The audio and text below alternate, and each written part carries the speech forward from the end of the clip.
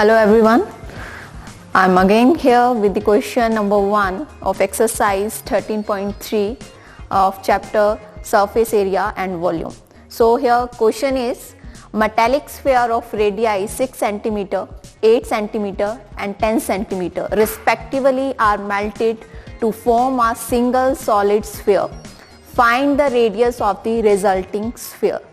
So here in this question हमारे पास 3 spheres हैं जिनके रेडियस हमें दिए हुए हैं और उन्हें मेल्ट किया जा रहा है और एक बड़ा सा स्फीयर बनाया जा रहा है. So here we have to find the radius of the resulting sphere. Suppose this is your first sphere, second sphere and this is the third sphere. Okay, melt करके रिजल्टिंग में एक बड़ा स्फीयर बनाया जा रहा है. ठीक है, इन सभी स्फीयर्स के रेडियस हमें गिवन है 6, 8 and 10 and we have to find the radius of this sphere. जो इनको मेल्ट करके जो बड़ा स्फीयर बनाया गया है उसका हमें यहाँ पे रेडियस निकालना है. तो यहाँ मैं लेट कर रही हूँ कि late capital R with the radius of the resulting sphere. Okay, so these are the 3 spheres melt कर रहे हैं. इससे मेल्ट करके एक बड़ा स्फीयर बनाया जा रहा है. तो एक चीज ध्यान रखनी है आपने कि जब भी कोई चीज मेल्ट की जा रही है, ठीक है, या कोई चीज ब्रेक की जा रही है तो वहां पे उनका जो वॉल्यूम है वो सेम रहेगा. सो हियर जब हम इन तीनों स्फीयर्स को मेल्ट करेंगे और एक बड़ा स्फीयर बनाएंगे तो जो इन तीनों का जो वॉल्यूम होगा वो that is equal to the volume of this sphere. ठीक है, तो यहाँ पे वॉल्यूम की बात होगी जब हम किसी चीज को मेल्ट करेंगे या ब्रेक करेंगे. ठीक है, तो यहाँ पे हम इन तीनों के स्फीयर्स के वॉल्यूम को ऐड करके is equal to the volume of this sphere. Okay, so volume of first sphere plus volume of second and the volume of third sphere, that is equal to the volume of resulting sphere. यहाँ हम late कर लेते हैं the radius of this sphere is R1 and R2 and R3. Let कर लेंगे. Okay, so the volume of sphere, ठीक है, that is the 4/3 pi R cube. 4/3 pi R cube, 4/3 pi R2 cube. Because हम यहाँ पे इन spheres के radius को R1, R2 और R3 लेट किया हमने.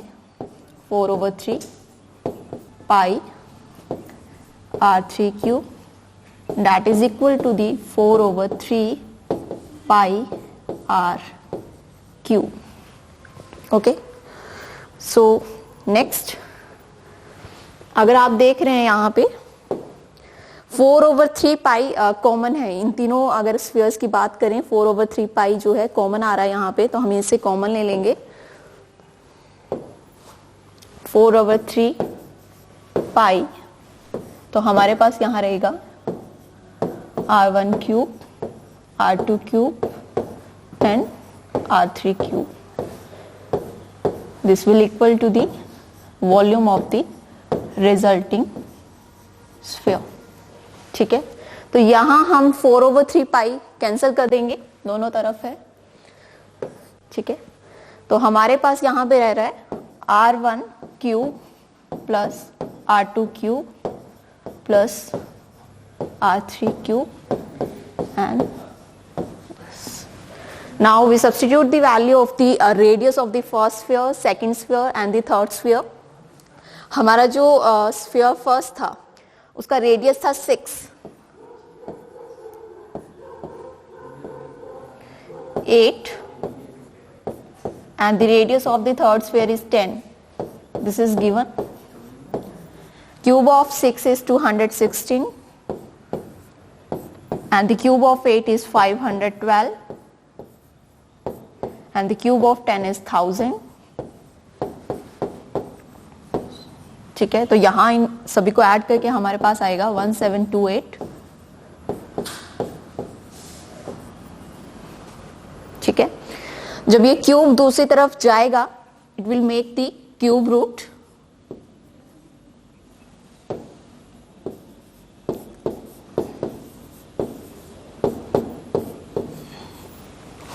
ओके, सो यहां से हमारे पास रेडियस आएगा 12 centimetre because the cube root of the 1728 is 12. So this is the radius of the resulting sphere. ठीक है, okay. So next question is very important. How many silver coins 1.75 centimeter in diameter and a thickness 2 millimeter must be melted to form a cuboid of dimensions this. ठीक है, तो यहां पे silver coins की बात हो रही है. ठीक है,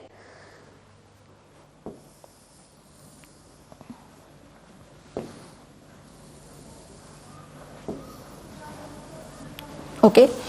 सो डायामीटर गिवन है इसका 1.75 सेंटीमीटर. ठीक है, साथ ही साथ इस सिल्वर कॉइन की हमें थिकनेस दी गई है दैट इज 2 mm और कहा जा रहा है it will be melted to form a cuboid. ठीक है, इसको मेल्ट करके क्या बनाया जा रहा है, क्यूबॉइड बनाया जा रहा है.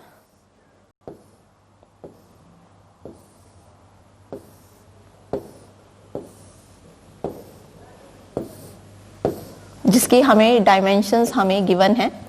ठीक है, length breadth height is given. ठीक है, तो यहां पे भी बात हो रही है कि सिल्वर कॉइन्स को मेल्ट किया जा रहा है और वहां से हमारे पास एक क्यूबॉइड बन रहा है. ठीक है, तो बेसिकली जब भी मेल्ट किया जाए, ठीक है, तो हम वॉल्यूम लेते हैं. But here we have to find the number of silver coins. यहां हमें ये बताना है कि कितने सिल्वर कॉइन्स को मेल्ट किया गया ताकि हमारे पास जो क्यूबॉइड बने वो इस डायमेंशन का बने. So here we have to find the number of coins. Okay, तो सबसे पहले हम let कर लेते हैं. Let the number of coins be n.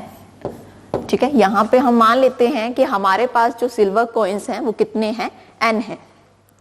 ठीक है, so n multiply volume of.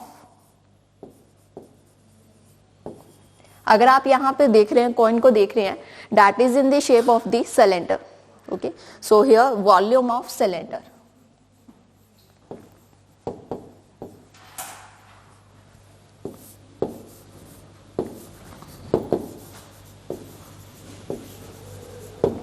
ठीक है, 1 सिल्वर कॉइन. ठीक है, जो हमारा कॉइन है that is in the shape of the cylinder. तो हम यहाँ पे वॉल्यूम ऑफ 1 सिल्वर कॉइन निकालेंगे and that will be the equal to the volume of cuboid.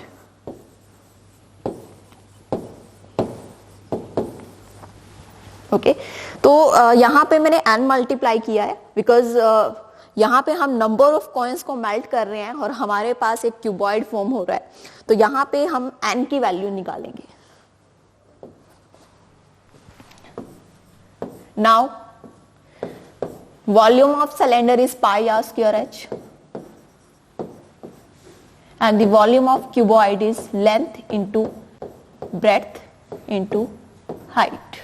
This is the volume of cuboid. So value substitute करेंगे हम.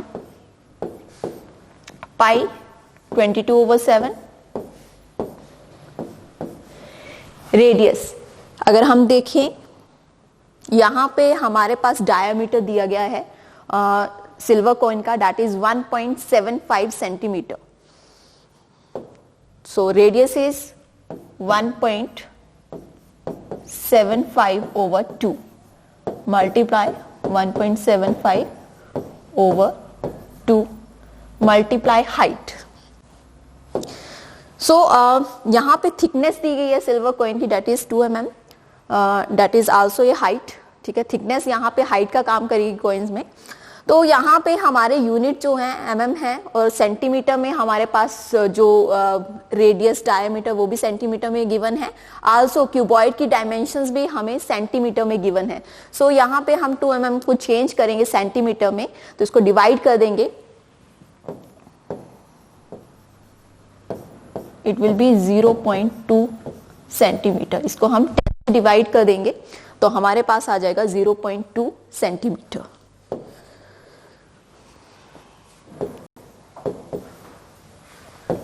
Okay, length breadth height हमें given है 5.5 multiply 10 multiply 3.5।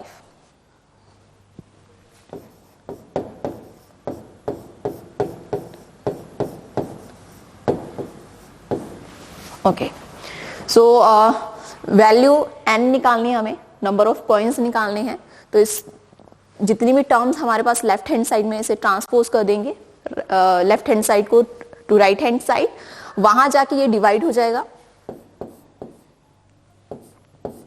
So already हमारे पास right hand side में है 5.5 multiply 10 multiply 3.5 divide by 22/7 multiply 1.75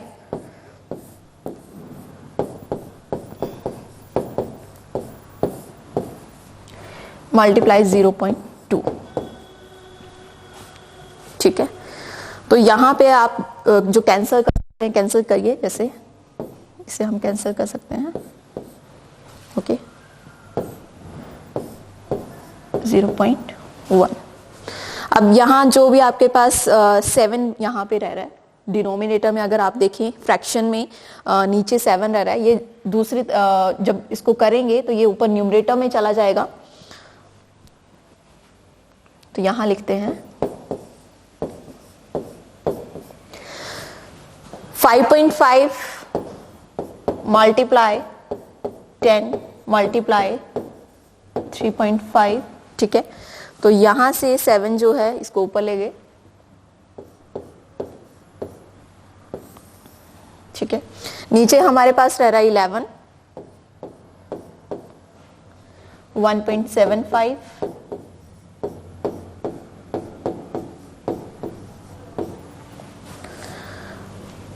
multiply 0.1, ठीक है। इस क्वेश्चन में जो कैलकुलेशन है वो मेन है, क्योंकि अगर आप देख रहे हैं हमारे पास जो डिनोमिनेटर में फ्रैक्शंस आ रहे हैं, तो यहाँ पे सिंपली मैंने क्या किया, सबसे पहले मैंने 2 को कैंसिल किया और इस 2 को मैंने इस 22 से कैंसिल कर दिया। 2 1 2 एंड 2 11 22। आफ्टर दैट जो यहाँ पे डिनोमिनेटर में जो फ्रैक्शन था, जो 7 था, जो डिनोमिनेटर में फ्रैक्शन में जो डिनोमिनेटर आ रहा है उसे हम ऊपर ले गए, ये यहाँ चला गया, ठीक है।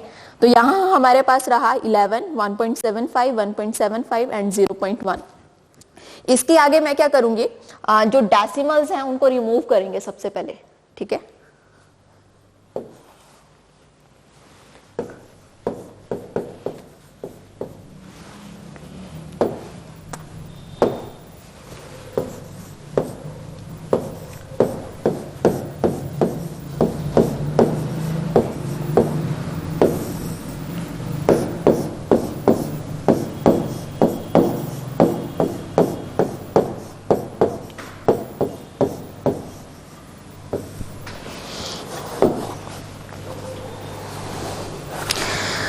डेसिमल्स हमारा यहाँ पे 5.5 है, 3.5 है, मैंने ये डेसिमल हटा दिए हैं, ठीक है। साथ ही साथ यहाँ पे 1.75 यहाँ पे भी डेसिमल हटाया है और यहाँ पे भी, ठीक है। मल्टीप्लाई यहाँ 7 भी है, ठीक है। तो जो डेसिमल्स आपने हटाए हैं, फॉर एग्जाम्पल अगर आप देख रहे हैं यहाँ पे डेसिमल्स कितने हैं, कितने डिजिट हैं, 1 2, दैट मीन्स हमारे डिनोमिनेटर में क्या आ जाएगा, 100 आ जाएगा। सिमिलरली डिनोमिनेटर में अगर आप डेसिमल देखें तो यहाँ पे 2 डिजिट है, यहाँ पे भी 2 है, दैट मीन्स 2 टाइम्स 100, और यहाँ पे 1 है, दैट मीन्स 110।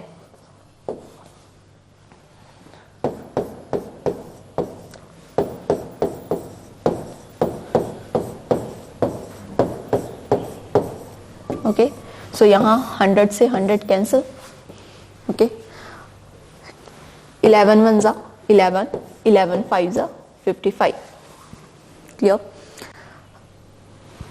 5 1 जा 5, 5 3 जा 15, 5 5 जा 25, ओके। 35 से 35 कैंसल, 2 1 जा 2, 2 5 जा 10।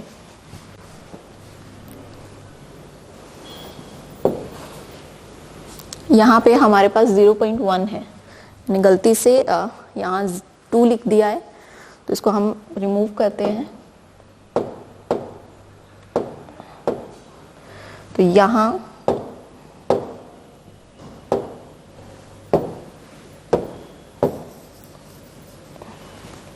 1 है, ठीक है। क्योंकि अगर आप देख रहे हैं यहाँ पे 0.1, ठीक है, दैट मीन्स अगर हम डेसिमल रिमूव करेंगे हमारे पास रहेगा 1, ठीक है। अब देखिए 7 1 जा 7, 7 2 जा 14, अगेन 5, 5 5 जा 25, 5 2 जा 10, 5 1 जा 5, 5 2 जा 10। तो यहां हमारे पास रह रहा है 2 multiply 100 multiply 2, so that is 400. So the answer is 400. Number of coins यहाँ पे हमारे पास आ रहे हैं 400.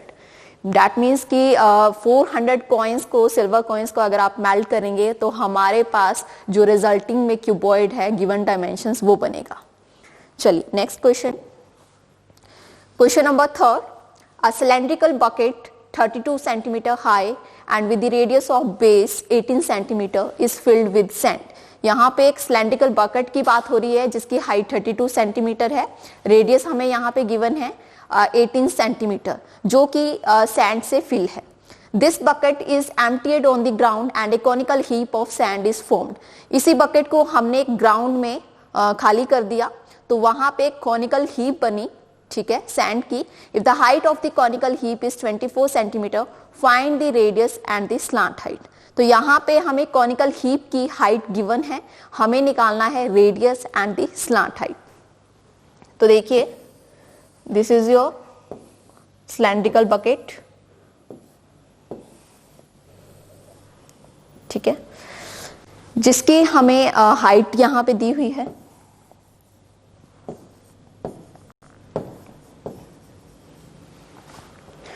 रेडियस हमें दिया है 18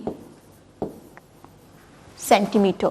इस फिल्ड विद द सैंड, ये पूरी जो है बकेट ये सैंड से फिल है और इसे हमने एम्प्टीड कर दिया और इस तरह से हमारी एक कॉनिकल हीप बनी सैंड की, ठीक है, जिसकी हमें हाइट जो है गिवन है 24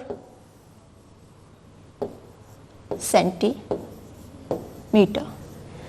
and here we have to find the radius and the slant height. ठीक है, तो देखिए जितनी इस सिलेंडर में अगर सैंड अगर फिल की है, ठीक है, और उसको एम्प्टीड करके उसी सैंड से हमने क्या बना दिया, एक कॉनिकल हीप बना दी. दैट मीन्स यहाँ पे जो आ रहा है that is the volume. Volume की बात हो रही है बिकॉज जितना इस सिलेंडर का वॉल्यूम होगा उतनी इसमें सैंड आएगी, ठीक है, और उसी सैंड से हमने एक कॉनिकल हीप बनाई है. That means the volume of this cylinder is equal to the volume of the cone.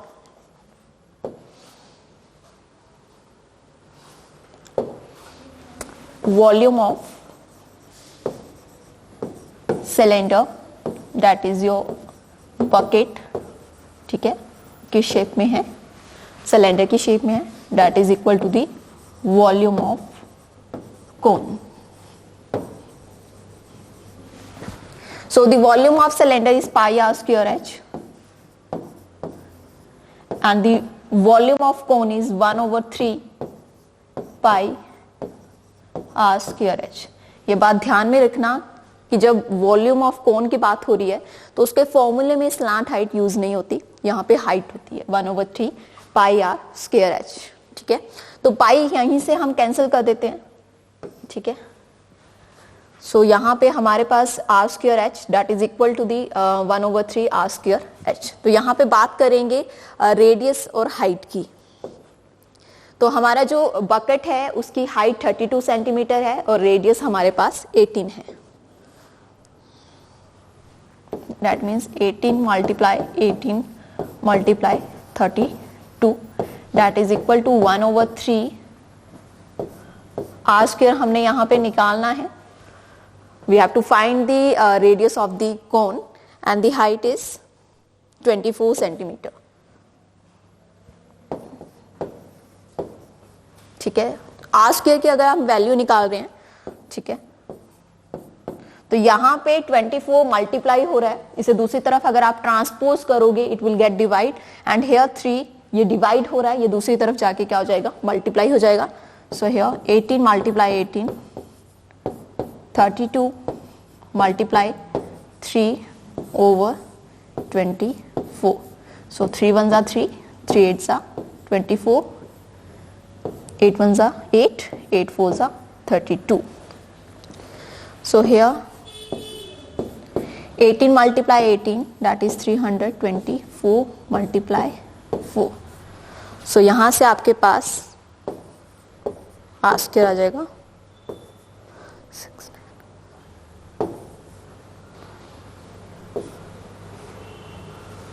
1296, ठीक है। And the square root of 1296, ये स्क्वायर दूसरी तरफ जाके आपका स्क्वायर रूट बनेगा 1296।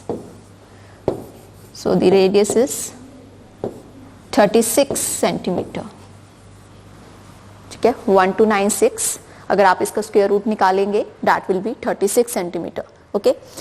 आगे हमें स्लांट हाइट निकालनी है, ठीक है, slant height of the cone and that is L, that is equal to the R square plus H square, ठीक है। Slant height is equal to the radius square of radius and the square of height and their square root.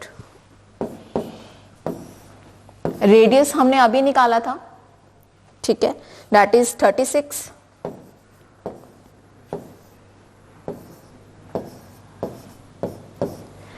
Height हमारे पास थी already 24,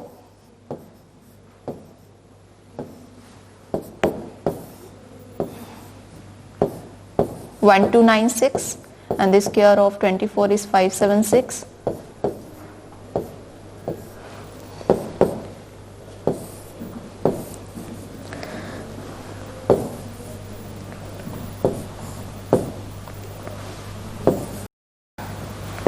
(1872). Okay. So here square root of 1872, अगर आप इसको prime factorisation से करेंगे solve, 1872 2 9s are 18, 2 3s are 6, 2 6s are 12, 2 4s are 8,